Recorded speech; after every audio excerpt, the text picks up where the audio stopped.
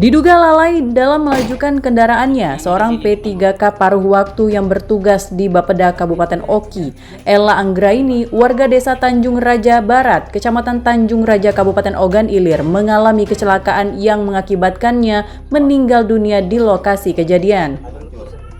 Kecelakaan tersebut terjadi di Jalintim Desa Celikah, tepatnya di depan sekolah IT Mustia Islamic School, Kecamatan Kayu Agung, Kabupaten Oki, di mana korban kala itu dalam perjalanan untuk pergi bekerja yang melaju dari arah Palembang menuju Lampung.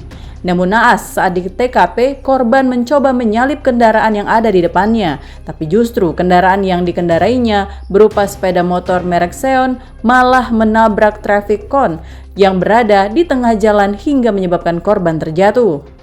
Naasnya lagi, korban pun terlindas mobil truk box yang searah dengannya yang dikendarai oleh M. Sarjani Desta, warga Banyuasin, Sumatera Selatan.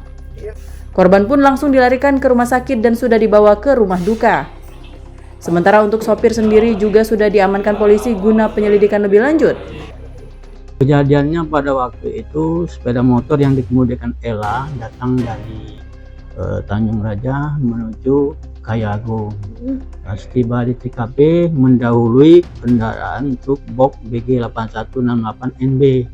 Pas tiba di tempat kejadian, sepeda motor yang dikemudikan oleh Ella Anggraini menabrak traffic cone yang ada di depan di tengah jalan sehingga terjatuh ke aspal, dan pengemudi sepeda motor tersebut ditabrak oleh mobil box BG 8168NB yang dikendari oleh M. Sarjani yang tinggal di Banyuasin.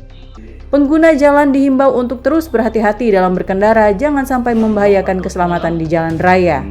Dari Kabupaten Oki, Fitriadi iNews melaporkan.